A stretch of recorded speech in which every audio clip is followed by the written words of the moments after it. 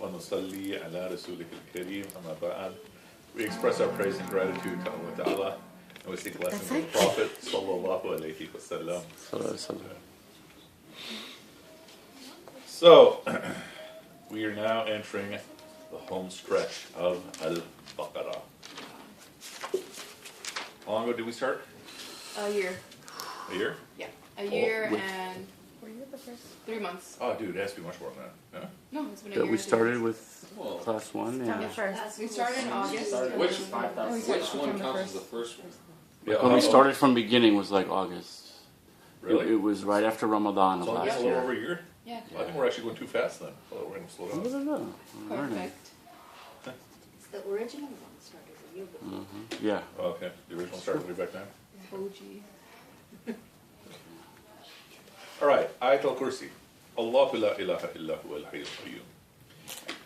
So, all of us are familiar with Ayat al-Kursi. Now, look at, in sum, what is Ayat al-Kursi addressing for us? It's addressing who is Allah. Okay. Someone asked, one of the companions asked Abdullah ibn al-Abbas, what ayah would be the central most important ayah of the whole Quran? And he says it's this ayah. Okay. This is the ayah that sums up everything. And so what is it speaking about? This is speaking about not just Allah, but who is Allah to us. Did we do 254? Was that part of You're last saying week? 254? Because I have through 253, but I don't know if we... I think we did that. And revisit Ya ayyuhal ladhina amanu anfiqu It's ma razaqnakum. yeah. Did we do 253? I thought we stopped at 253. Okay. Did we finish 253? Yeah. Well, okay, 254. So all that exciting stuff I just said, forget it all. Sorry. Go back to it in a second. Let me just like... Because because we didn't talk about the intercession part or the... Oh, yes. Wala shafa'an. Yes. There, just go ahead. Okay.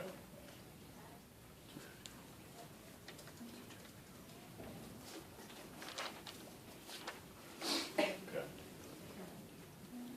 So, 254. Oh, you can believe. Spend, give of what we have given you, or give of what we have sent down to you, before there comes a day when there is no exchange, no friendship, no intercession. So what is it saying? The wealth that you have now, give it. Ooh, me. No, the wealth that you have now, the basic point is that naturally you want to save some amount, but also give some. We spoke about before how much to give. Remember? They asked you how much to give, and the answer was? What's the excess? Yeah, surplus. I have a question about that. Yes, ma'am. Surplus as far as like what you need right now is what you need for the next year, the next month, like... Well, in the way our lives work, there's a certain amount you have to try to save up for, kids in terms of their journey type thing, so it's harder to save for our lifestyle, right?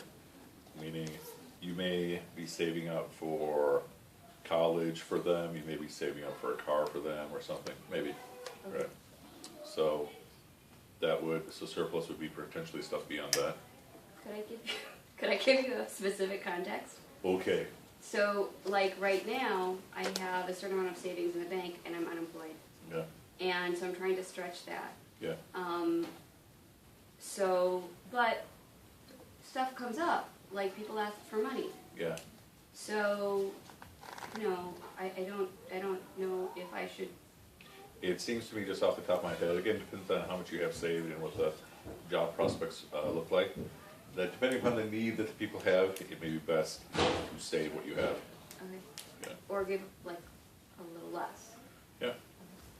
I mean, even like when we give those noble stories about Abu Bakr and Omar, they're competing, and Omar gives half his wealth, Abu Bakr gives all of his wealth. It's safe to assume that Abu Bakr was still going to be earning some income, right? Because we often present it as though, okay, he's given everything away, now they got nothing ever, right? But we also know, for example, that Abu Bakr went, when he and the Prophet were going on the Hijrah, that his daughter was coming with news and some food. We know that his daughter, this is Asma, not Aisha, his daughter is feeding them, and she had saved some extra food. So they are getting something, right? And so that's part of the story that we kind of never share that I think is fundamentally important. Yes? So, I feel like the reality of my situation is that The I'm reality of my situation. gonna have to end up taking like student loans, right? I know, it's really sad. End of time. Basically. Yeah. But like how are you supposed to give zakat if obviously you have to give zakat, but if you have you have like Loans. okay, your loans, and you have you're saving up for a house, or you're saving up for your kids' college, you have all these like 4 different categories of savings like after your earnings. Yeah. Then you have like some set percent you use for like, everyday life, and then you have a percent given to every like savings account. Yeah. Then at the end of that, you probably don't have anything. So Okay. But zakat will be off the savings. what savings? If you're saving 4 things, Yeah. that'll still be savings. Oh, like okay. Yeah. Alright, I see. If you're paying off bills, that's different, but if you have savings. Okay. So if I'm saving up for a house, then those are still savings. Okay. Yeah. Just look at it from another perspective. Yeah, sure. For some reason, everyone, like, everywhere I go is been asking about zakat this whole weekend. It's kind of strange, but suppose you have these savings for house, for car, for whatever, but then you had a huge expense. You probably take it from those, right? What about like loans? Loans, Like I have to you're pay saying, student loans and then I have savings, but I also have loans, no, I have no. Say I have no savings. then you have no zakat. Oh, okay. The zakat is only on savings. I can Yeah, answer well. these questions. Yeah, but like no, you have say you have enough to like run your household, okay? Yeah, but, And then the rest of it goes to your student loans, and you just don't pay zakat. meaning if you don't have savings, You're not It's saving not if you're income. paying It's off not your income. loans. it's, Oh, It's on what you Savings. own and you don't touch for a year. Yeah. G. We earn pension. Yeah, that's one of those big questions. Some people say yes, some people say no. What's the question? Do you have to pay it on your 401k? Okay, because that's all You own it. for your rest If of you own the it, So you own it though. some people will say yes, you have to, minus the penalty. Some people say technically it's not your money yet. So you have every opinion for that.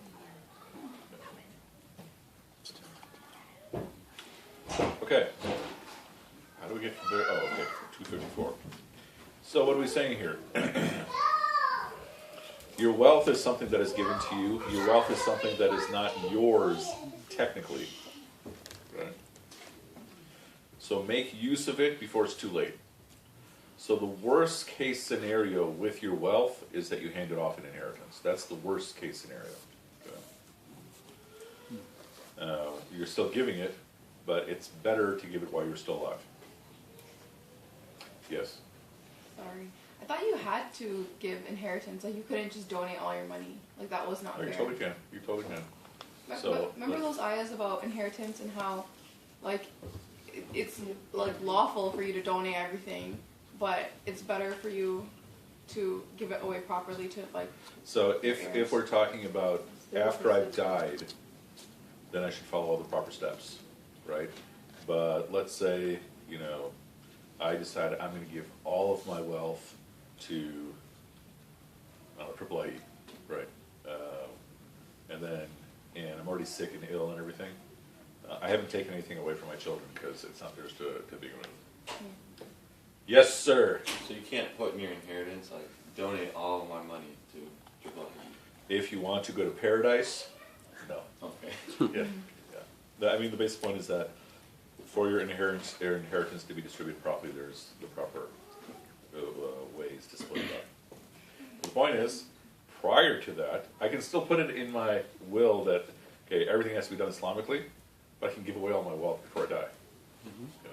And my kids will hate me, but sucks for them. They're probably spoiled brats anyway. No, not my kids, but so. But is it something 30%, right? 30%, more than 30% you should not give to charity. I don't know. I mean, in the will, like in your inheritance.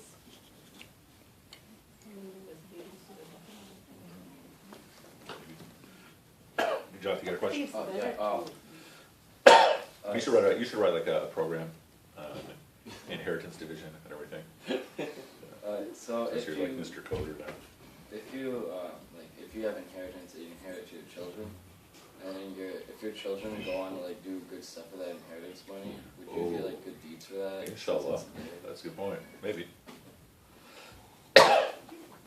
Are you thinking about doing the opposite? You want to make Yeah, sure they your do parents bad don't deeds. get rewarded? Yeah. I want to make sure my parents don't get any rewards for my deeds. I'm going to spend this all on Omer. So, 254.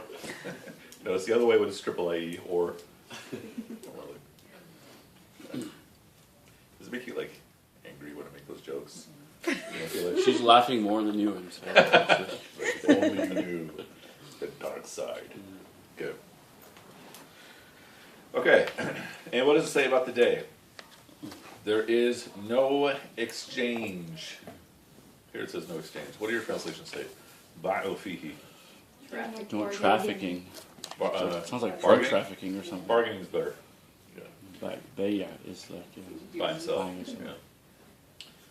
Yeah. Wala shafa. There's no. So wala khulla. Khulla was Khulla. French. Khulla is khalil. So there's no friendship. Meaning, Day of Judgment, it's going to be every man for himself, or every man, woman, and child for themselves. Okay. Right? You're not going to care about anyone. I was teaching this class, and some people were saying, well, you should care about some people. I said, no. On the Day of Judgment, you're not going to care about anybody at all but yourselves. It's going to be the single most selfish period of your entire life. Any selfish thing that I do right now is not going to compare to how selfish I will be, each and every one of us will be on the Day of Judgment. Because our most primordial instinct, more than survival, is to stay out of hell. And that's when you're going to be facing it right away. Yes, Sir Ali. So, like, do you think a way to avoid that selfishness would, instead of making your goal to go to heaven or stay out of hell, would be to get closer to Allah? So that's what it could be and should be, yeah. But on the moment of the Day of Judgment, even that may or may not play out. Because it's going to come down to, like, right, so everybody has to cross this bridge. And so the bridge, how wide it feels to you will relate to your conduct and how bright the environment we're taught is going to relate to your wudu and all those things. So you might be someone who just tiptoeing across, enjoying yourself, while everyone else is like, ah, right? So. What do you mean related to your wudu? What? What do you mean related to your wudu? So like the last part of the Day of Judgment, you got to cross this bridge. Heaven's on the other side. Hell is down below, and the bridge is said to be as thin as a hair and as sharp as a knife. Okay? And you got to cross it. And so your ability is going to be related to your judgment. But what's going to happen is that it's going to be completely dark, and you're going to have light emanating from you, which will relate to your wudus that you've been doing your whole life. Okay. Because what does the word wudu mean? It means to shine. Diya, like zia in Urdu, that's the word wudu comes from. Okay. And so, oh, there's that moment. Yeah. I heard that, yeah. I didn't know that part. I thought it just meant like purity cleansing, like shining, It is related to like light ibadah. shining, like nur, Like radiance. Radiance. Yeah. Yeah. So that will play out, we are taught, at that moment. So that how much light you have will indicate how easy it is for you to see the bridge. And I think your deeds, your conduct will indicate how wide the bridge feels. So there'll be some people for whom they're going to basically step onto it and fall off. Other people are going to come begging, can I have some of your light? And you're going to be saying, nay. Because I got to get across too. Because that's basically, when all is said and done, nothing else matters at that point. Either you get across or you fall down. The ultimate selfishness. It might even be that Nadia says no to Omer at that moment. When Omer says, can I have some of your... Or maybe Too Omer real. says no to Nadia. Yeah. Omer would be like, no, here's my BB, I give you... Yeah. It So- doesn't say anything about kids and. That's a sad day. Yeah, but the kids and parents will also... Sorry, Beta, you didn't listen to me, Dunya? Joe, Would those like selfishness like be caused because like it's already done, Like anything good that you do like really doesn't count. Yeah, I mean, you wouldn't be able to give them your light anyway.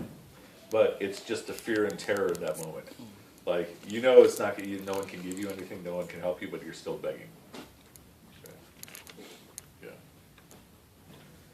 This bargaining is with Allah, right? Just give us more time and. Yeah, let me try again. Wala shafa'a. No intercession. Okay. Now, we made a point a long time ago that anytime you're reading an ayah, you should assume that there's blank spaces in these ayahs. And the one about shifa. So we're taught all over the place that if you do this, then maybe the Prophet will be a shifa for you. If you read the Quran, the Quran will be a shifa for you. If you read such and such surahs, like Surah Waqi'ah, Surah Mulk, there'll be shifas for you. If you die as a shaheed, maybe that person can be a shifa for you. You can be a shifa for other people. If you're a hafiz, you might be shifa for your parents, all those things. So the way to address that, you assume that there's blank spaces in all of this, and then first you look elsewhere in the Quran to see if those blank spaces get filled. So in the case of shifa, that gets answered in the very next sentence, in the next ayah. So Allahu la ilaha illa huwa al-hayyul qayyum. So Allah, la ilaha illa hu. So there is no ilah but him. Al-hayy al-qayyum. We'll go to each of these in a moment, but I just want to get to this one part. La ta'khudhuhu sinatun wa la nawm. So how does it translate? Yeah. So he's not taken by exhaustion or sleep. He's not taken by drowsiness or sleep. Lahu ma fis samawati wa ma fil ard. And for him is all that is in the skies and the earth. Man dhalladhi yashfa'u indahu illa bi'ithni. So who is the one who can give inheritance except by his permission?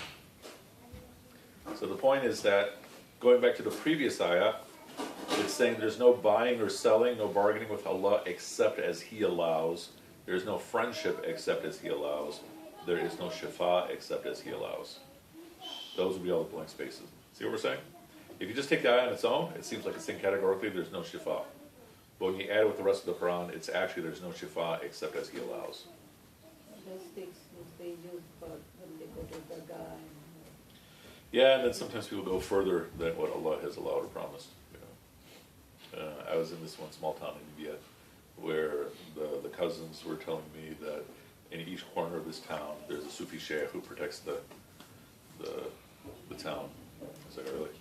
Yeah. Years. Yeah. You have a Beer stop. Belgaum. Was it? Your people? No. What? What was the name? Belgaum. It's a village of 3 million people. They feel like the. It's like a town in India. 3 million people. Belgaum. Yeah. So back to So if there's really a Sufi and really a very pious man and you think, okay, because he was so pious, Allah will listen to him. Inshallah, maybe. Meaning it's something that might be possible, but the thing is I can't rely on it.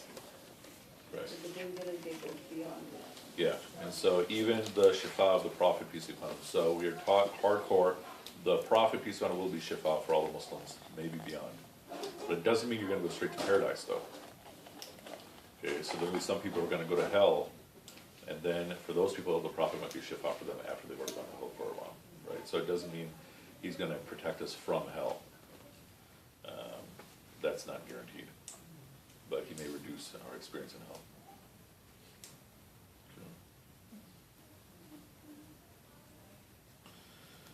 Okay. So back to 255. Let's look at each of these points. One thing, as a good practice, if you don't do it already, I recommend reciting Ayatul Kursi after every prayer.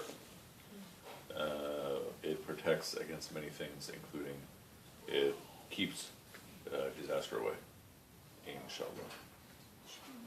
There's all kinds of benefits, and if you want, maybe I can look up a bunch of those benefits. There's many, many benefits for Ayatul Kursi. Could you look that up? That would be great. Okay, inshallah. Is it like, can it be an immediate protection against disaster? Like if you're about to go do something Let me say Ayatul Kursi. No idea. Try it. See what happens. Now, Yeah. So back in the day, back in my college age years when we used jinns to explain basically everything in the world, my friend was saying that like this bumblebee came into the bathroom and then she recited Ayatul Kursi like 3 times and the bumblebee like She was turned. in the bathroom though. Yeah. That's the main point. She was in the bathroom though. She was in the bathroom alone? What? No, like, are you gonna recite Ayatul Kursi in the bathroom? Oh. Nevertheless, she did. And literally, in the air, like the bee, she said, turned upside down and just died. So then she got more scared. Yeah. where do you have this? So far from, I think it's like. It's all in commentaries and tafsirs. Right. Reunited. Okay, so let's look at these attributes that are given about Allah Ta'ala. Al-Hayy and Al-Qayyum. So he's the living and he is the ever-existing.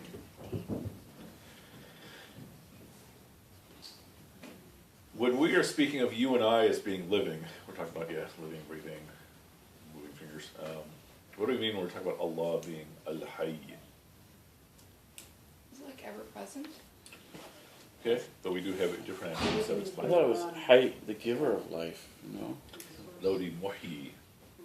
What? Muhyi is the one who makes life happen. Like you, you mean. The ever ever-existing. So that'd be Qayyum. Or what about Hayy? Interesting. Yeah, things are going on with their own, just like the sun, the moon comes out. And, So that would all be Doesn't part of stop. that would all be part of Muhyi, that he's the one who's giving. oh, Hayy.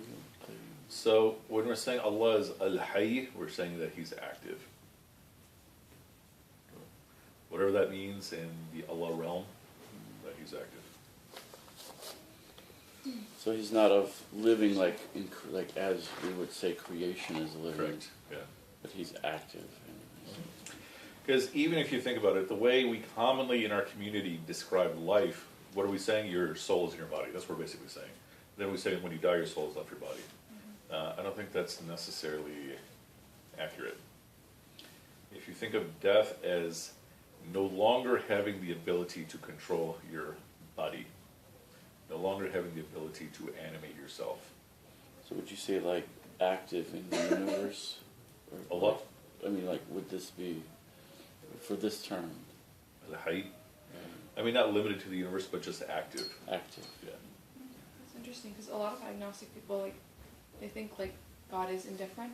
And, like, that's Ascendant, yeah. Passive, Like, yeah. what are the two? Ascendant and like ascendant means way above. Transcendent, yeah. Transcendent. What is? Yeah, No something idea like what you're that. saying right I now. thought you used those terms. That's Yeah, I why. probably do. Just to impress myself. Yeah.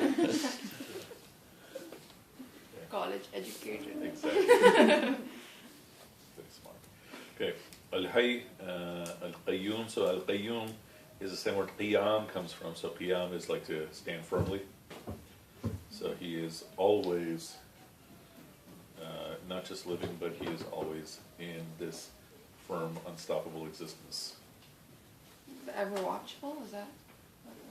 Is that what your translation says? I think so, yeah. That's weird. Yeah, I don't know how that comes through. Yeah. لا تأخذه سنة ولا نوم. So تأخذه, so he is not taken by drowsiness, by exhaustion, nor does he sleep. Why is it important to mention that? As I yawn. Well, He's always watching. on the seventh day God rested. Is that like So- the rebuttal? Yeah. So one is that it's making it a clear distinction between the biblical depiction of Allah. Now think about how significant that is when we're saying that in this other tradition that he rests, or he's stopping to do things. It's from our lens, they're applying weakness to Allah. Okay? They're applying limits to Allah. When we hear that, right? When we hear the Trinity, we don't hear that as monotheism. For a Christian, Trinity is monotheism. And a Christian wholeheartely regards it as monotheism. Oh, yeah. Right? Likewise, a Christian would not say that, okay, God is weak. Okay? But that's what we hear when they're saying God rested. And then when we hear that he sacrificed his only begotten son, and to forgive everyone, for us, that implies that Allah has need, right? And he has some inability. Because we say, well, if you want to forgive everybody, bam, everyone's forgiven. Right? He didn't have to go through this whole process of even having a son, sacrificing the son, all that. Right?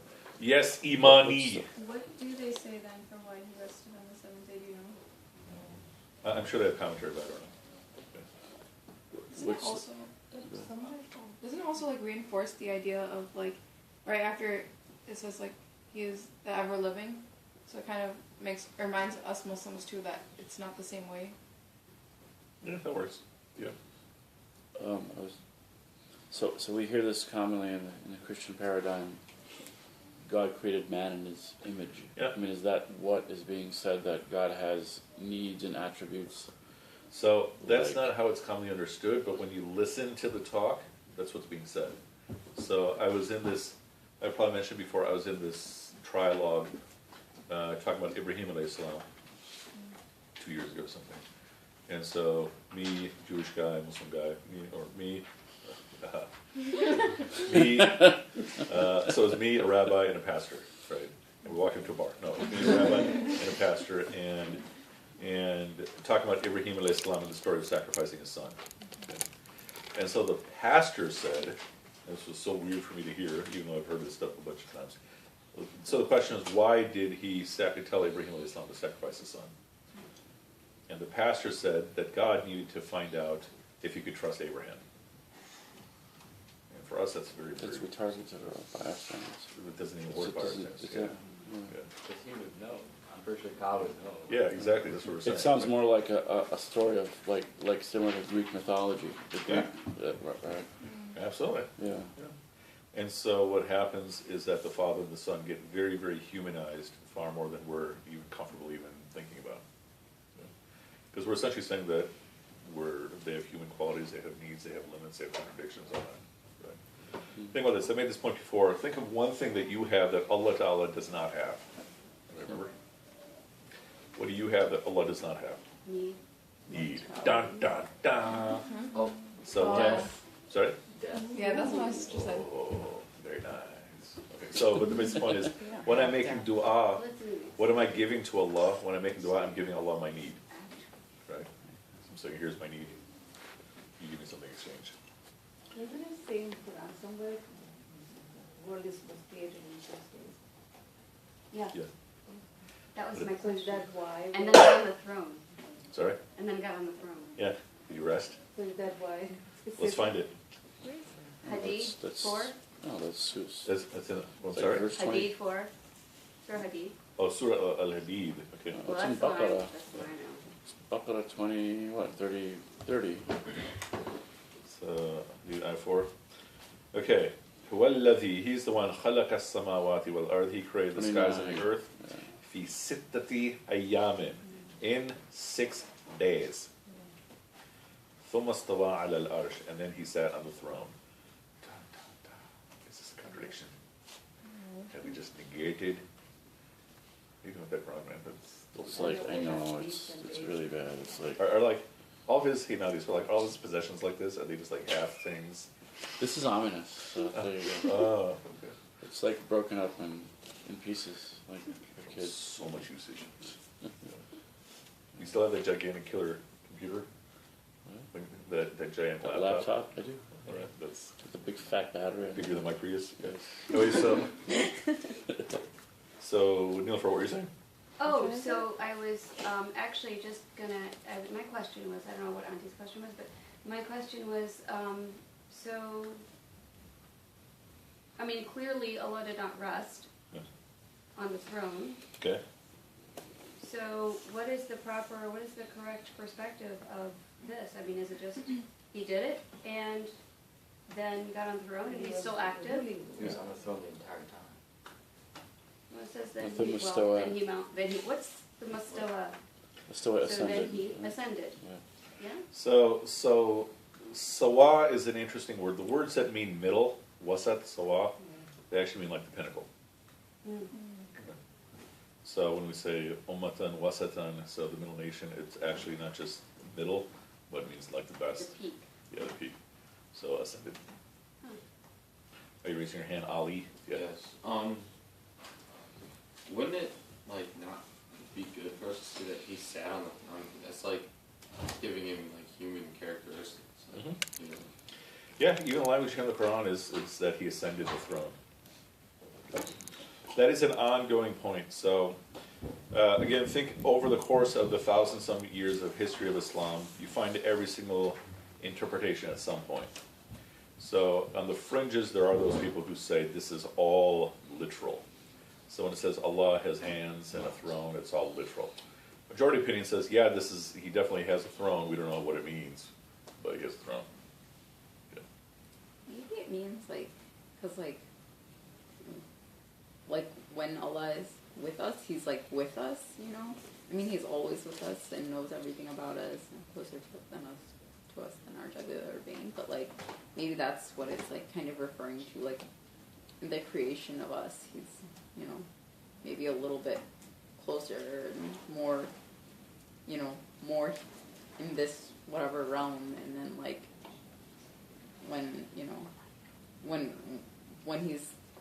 when he's back to just at the just throne. on the I see. I didn't understand your question. Sorry. Yes, that is very much how this is commonly understood. So, for example, there's Laylat al-Mubarakah. And I forgot what surah that's in. Somebody can find it. I want to say it. Yeah, I don't remember. So, Laylat al-Mubarakah, some people say it's the 15th of Shaban, right? Nisfu Shaban. And they say that is when Allah is closest to us, right? So at one level, okay, Allah Ta'ala is everywhere. Yeah. But no one's going to say, out of respect for Allah, that he's in the bathroom, right? But then there are times, and there's your own consciousness when he is closer, which kind of is saying, I'm closer to him. And likewise, in the whole levels of the universe, there is that throne level, wherever that is. And then, in whatever way that means, it means he's coming closer. Yeah. Because most often when you're making a dua, what happens? Dua then gets taken by an angel and delivered to Allah, whatever that means. But in some cases, the dua might go straight to Allah. Yeah. Is there a verse about Allah subhanahu wa ta'ala's hands specifically? Because I've heard so many people be like, oh, does Allah have hands? That's commonly kind of thrown around as the big, Okay. Oh yeah, of course. Go to Surat Al-Fat, Surah 48. Ayah 10. This is about bay'ah, which is interesting because the previous ayah has a similar word.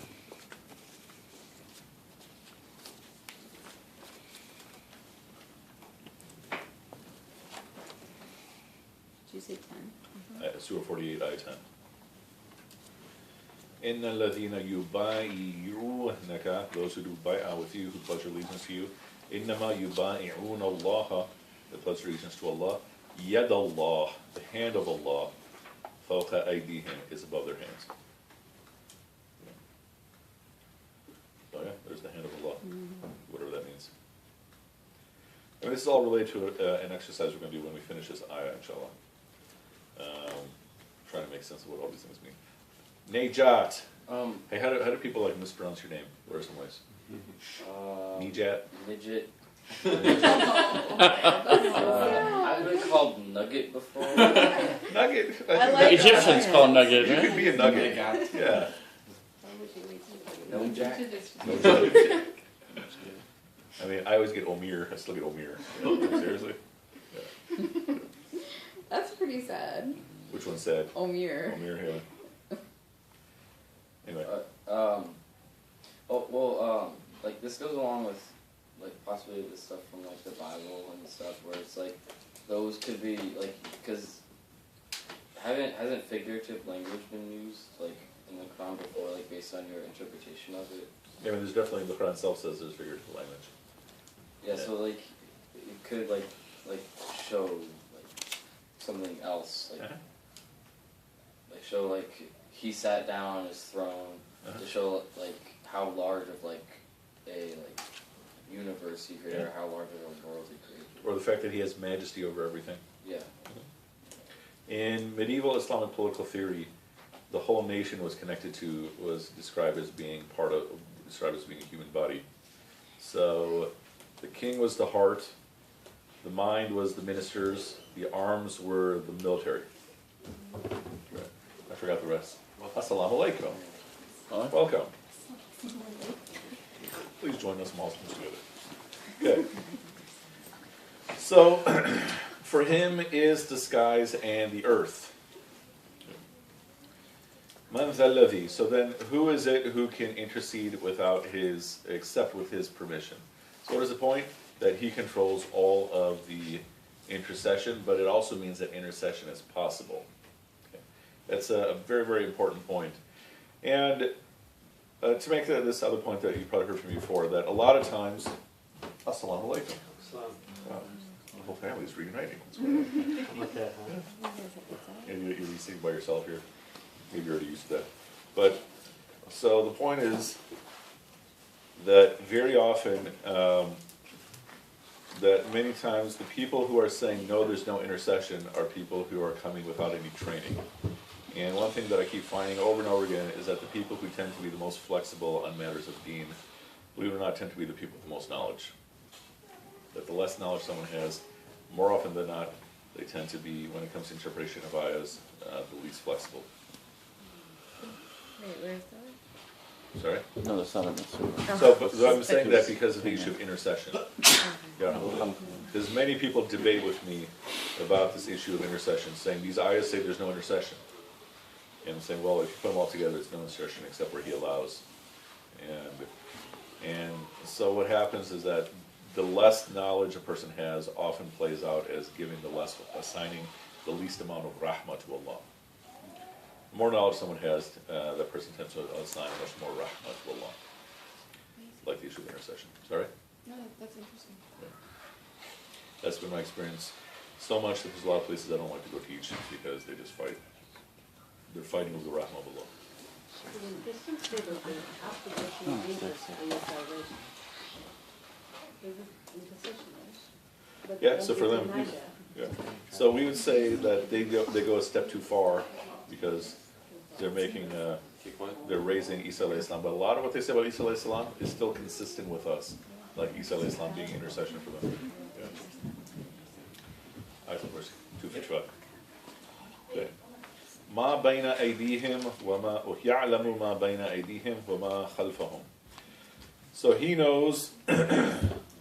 Baina aydihim literally translates as what? He knows what is between their hands, which is basically saying he knows what's in front of you. Wama khalfahum, and what's behind them, or what's after them. So, what is the point here? That you and I already understand he has knowledge of everything.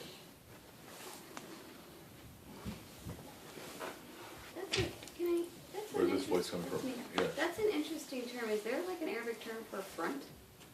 I mean, in front of them? I mean, Baina Aydihim, that's a pretty like interesting term to use. Fawqa, right? Fawqa is above, but Imam. Amam, yeah. That word. Yeah, yeah. So Khalf is behind, Mom is in front. Does this say, we see this often in Quran, very nice. Yeah. Baina aydihim literally means in between your hands. Is there any information on like the use of that term as opposed to, you know, a different term for what's in front of you? I mean, so there's a nice book called The Verbal Idioms of the Quran. Actually, Noman introduced me to that book. And all it is a collection of these figures of speech and how they're used and what they mean. It was written by Mustansir Mir, who is one of the big scholars of Iqbal in America. The book you can probably find in PDF form. I might even have it in PDF if somebody wants it. Okay. It's published by like University of Michigan. What's the title again? Verbal Idioms of the Quran. How recent? Is that an older book? Because I thought there's a copy of it. It's I could probably swear I've seen that 90s. At the very latest, it's probably 90s, but it might be even earlier. Yeah, I could swear I've seen a copy of that. It's like a paperback book with a green binding. By Muslim Syria. Yeah, Yeah. There's a full PDF online. Beautiful. that's a very good thing. I don't know why I mentioned this. Accent today. Okay. ولا يحيطون بشيء من علمه إلا بما شاء. So what are we saying? He knows everything, but they know nothing Like yuhituna is the same word that muhit comes from. And what is the idea of muhit? To completely surround, the way water surrounds an island. Okay, and so basically he's saying that they do not know anything in any capacity of anything except what he allows. وَسِعَ كُرْسِيُّهُ السَّمَاوَاتِ وَالْأَرْضِ. So his kursi, his majesty, his throne extends all across. It's very, very wide. Meaning he has made his majesty is very wide, guarding everything, and he knows all. Or he is Aliyul Lathim, he's the most high, most powerful. Wait, I'm sorry. Yeah. No, just the wala yuhituna. What did you say that? So hata yuhitu, the word mohit is coming from the same word, but what is the idea? It's you're surrounding something. Okay. So think of an island in the middle of an ocean. The water mohit of the island. The water just completely surrounds it in every direction. Okay. So wala yuhituna bishay'in. So they don't have any comprehensive knowledge of anything. Except with his. Except what he wills. Except what he wills. Yeah. For us, I think every sentence of this is pretty straightforward, because the way we imagine Allah is pretty much all here. Right? Now, here's the exercise. Try right now, like each of you is imagining Allah, whatever that means, try to describe exactly what you're doing. Yeah, I'm guessing none of you are picturing something. So you're not picturing like an old white guy, right? No. You know? So, if it was like, well, maybe I am. So, Guys, you know the Washington Monument? you thought that was Allah?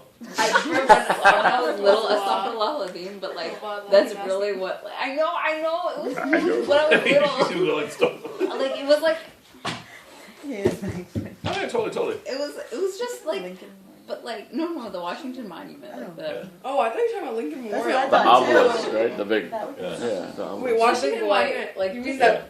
Okay. white, like, Okay. That's and like, right. it was animated, like, Oh, interesting.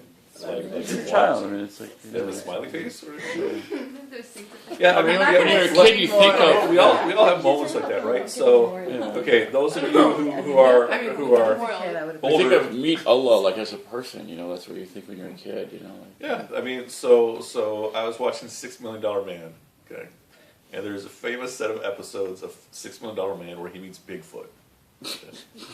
Okay. And if you do a Google search, you just see the cheesy episodes. yeah, do a Google search, because I even searched for this, I was like, there he is. Yeah, those of you that have computers, you can look at him right now. yeah, but it was animated. So, For real. so this guy right here, It's like America giving the finger to the world. I thought, so I had a dream that this is Allah. When I was a little kid. I was like, Let's hold it "You're up not to going the. near the camera." You have to like clip it in. On... Yeah, See that? it's great. Oh, that's awesome. Let me Like I literally had a dream that that it's Allah and He's watching over everything, and that was Him. Yeah. So the point is that I don't know which one's better, Washington Monument or Bigfoot. Even Washington Monument, because it's like an inanimate brick building. Like, I don't understand. you're saying Bigfoot is better, or Oh, Bigfoot's bad. I don't I know. understand. so? Well, like Space Odyssey, right? The big obelisk. Oh yeah, exactly. Yeah. So even I remember as a kid, like picturing Allah, I would, oh gosh. Take a moment. So, like Allah being everywhere, watching everything, I would just imagine this face floating around. I was like 3 years old, but that face, Oh my god. that face was the Burger King face. The Burger King, with the crown and the beard. Yes. Both of my images have he has a beard. He has a beard. Except instead of it was just white, like a ghost. and just floating around watching everything, right? You know? Oh my god. And even like he'd have multiple faces because he could see everything. Right? So I'm just sitting there thinking, you know, how's Allah all seeing? Right? You saw it. My daughter, she had one of those Iqra books that was just like Al-Rahim, and it would just say, you know, here's Allah Al-Rahim, and you know the mercy he does, and then like the last photo is this old man in his tent, and she goes, Baba. Is this Allah? It was Abdullah Ghazi. You know, his sons call him Colonel Sanders, right? Yeah. So, We should have left the page blank, like Allah is everywhere or something like that. Yeah, that'll be like the atheist. Look, you guys haven't had like these thoughts about like when you're a kid, who's Allah? What does Allah look like? I just thought like that. Seriously? I thought it was like a person, like some father-like person. And that's a little kid. I thought Allah was like blue, like the sky, and it was just like encompassing. Like an old man, like Moses. Like that's what I thought. Like would be like Charlie Hanson Moses coming down. Okay, wait, you gotta hear your mom. I used to think that Allah looked like one of the characters in the Dr. Seuss books. Oh. but just like an old man version. And I thought the multiple heads thing too. Mm-hmm. Yeah, because we had to explain how he sees everything. So, having said all that, right now when you are thinking, comprehending, imagining Allah, what are you doing? What is it that you see or feel? Try to explain it. You know what I always imagine? I don't imagine Allah, I imagine the Day of Judgment. What do you imagine? Just dark and like This is an interesting point. When you guys all mention the Day of Judgment, do you mention it to be dark? very dark. What do you mention? Like No, the hot sun is and like going dripping down. sweat, because they're supposed to be like all. Isn't it supposed to be like the hottest day? Yeah. And you're like, however much you sweat is like your sins or something. No, I imagine it to be very dark. And then Is it like inside a cave? no, it's all open. Okay. It's very dark and it's just a barren land, like I always a imagine flat barren clouds land, with like like a big desert, bridge. but not Yeah. sand. It's like But that's Arafat, what basically is what I Yeah. imagine. And then When you arrived at Arafat, It's like you're a like, big okay. scoreboard. on the streets. Yeah, but With like and then names dropped. just next. like people everywhere, but nobody really knows where they're going. And then just like the presence of Allah, but not really knowing, like seeing Him, but just darkness. That's so weird. And just like little bits of light here and there, just because of the, you know, like the New and people. So You know that What movie? else? You know that movie that War of the World? I don't have any specific imagination. For a Day of Judgment, for Allah. yeah. Okay. The Nijat. judgment here, they say the sun is going to be very cold. Okay. It's going to be hot. Okay. Alright, so like some people they visualize Allah as like a person. Yeah. I think it's like, to be honest, like I sort of do that. Like I visualize them like sometimes like that because whenever I think of like someone like judging something, the one thing that I can like imagine judging something is like another human, Okay. like doing like human, like not like human things, but like actions, like personified, like. It's hard to explain. Yeah, You know, sure, like, sure. like you're judging, and you're like being like a majesty and like you know, doing like all of that stuff. It's hard for me to like visualize something else besides a human, because Okay. that's like how I like. Because it's hard to explain. Yeah, I think I get it. Anyone else? What do you think of when you think of Imani? I mean, I don't think. So you have like a Dr. Seuss Day of Judgment.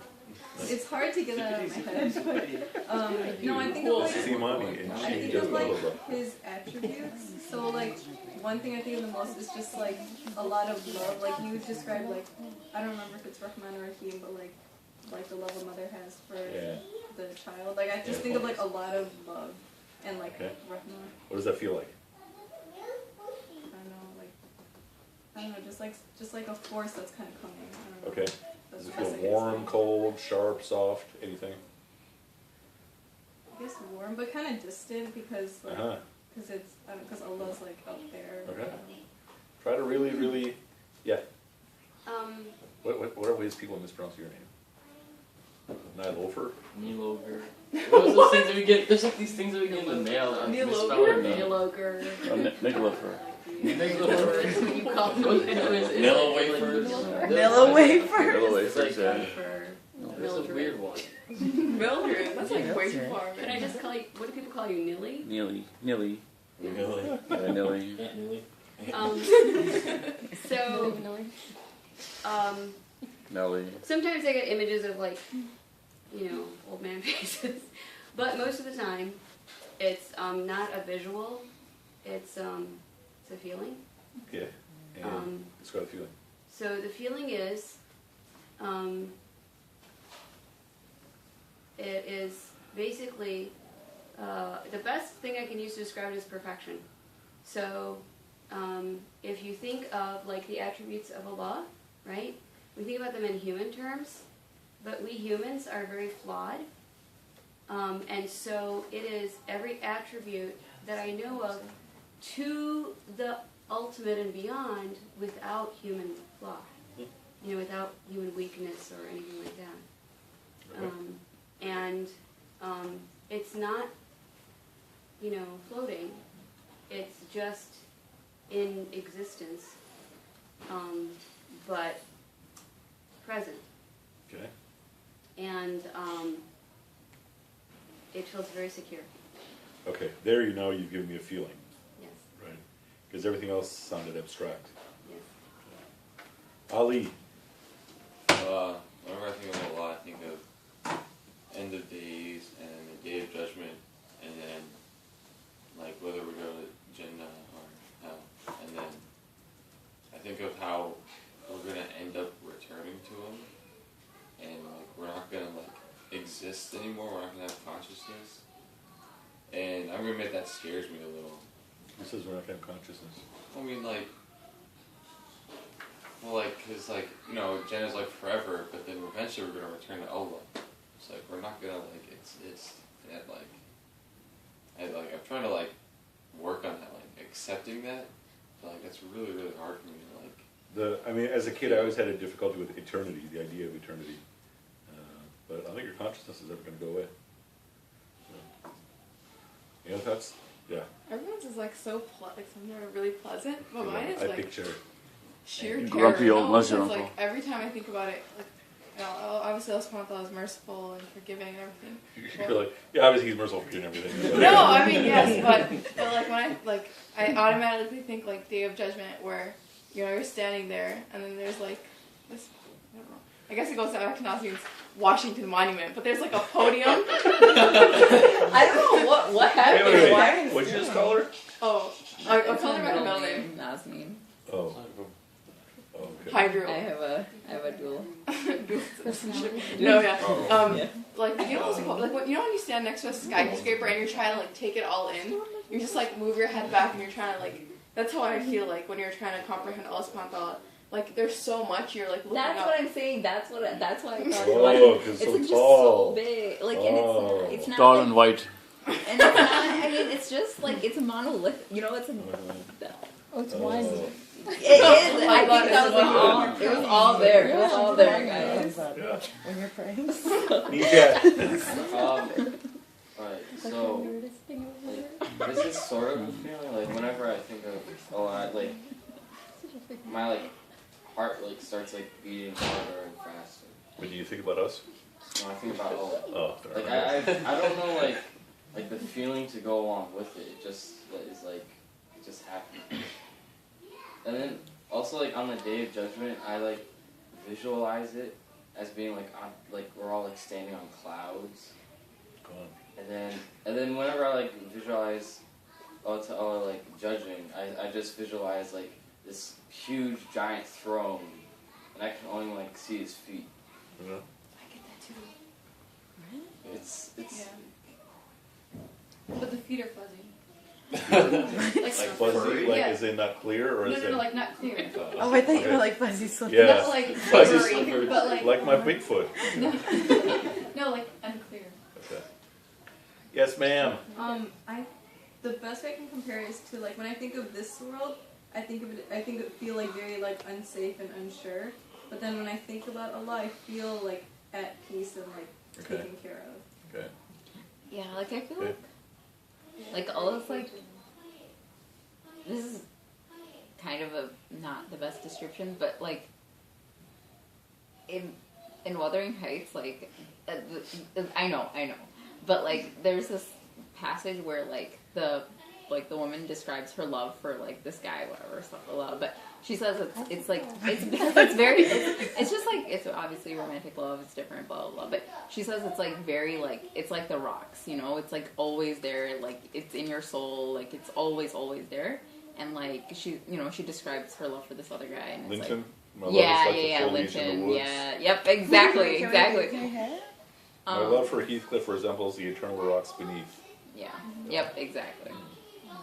So it's like I feel like it's like I feel like this book is crazy. So I feel like this is like very bad in terms of like So craziness. But I'm just saying your like love for the Washington Monument is like the no. But I'm saying like it's all Allah subhanahu wa ta'ala is always there. Like like I feel like when I like talk to Allah subhanahu wa ta'ala or I think about Allah subhanahu wa ta'ala, like He's there and He has power and He can do all things.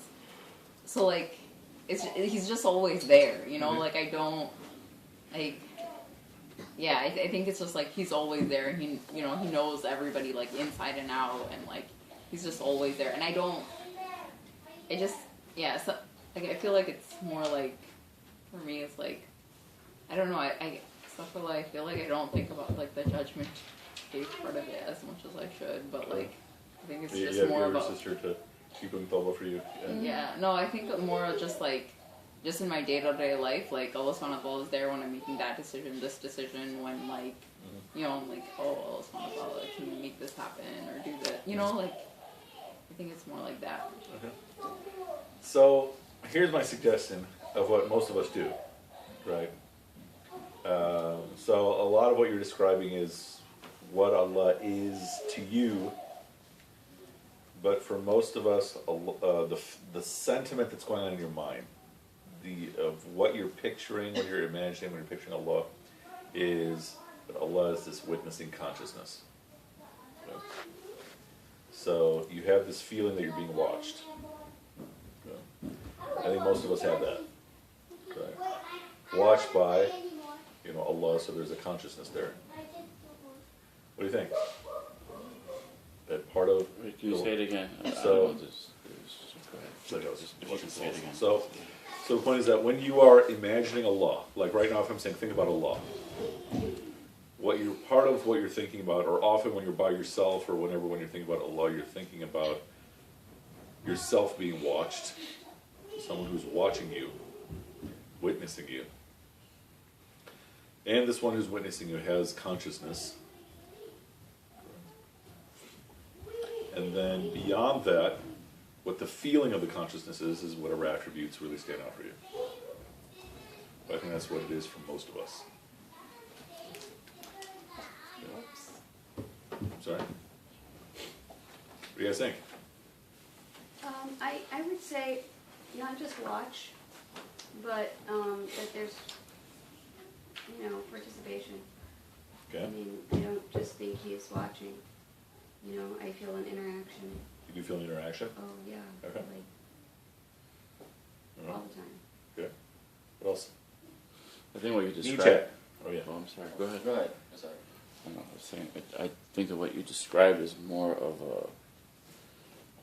a hands-on way to actually actualize how we're interacting and Allah's affecting us, more than just an abstract vision,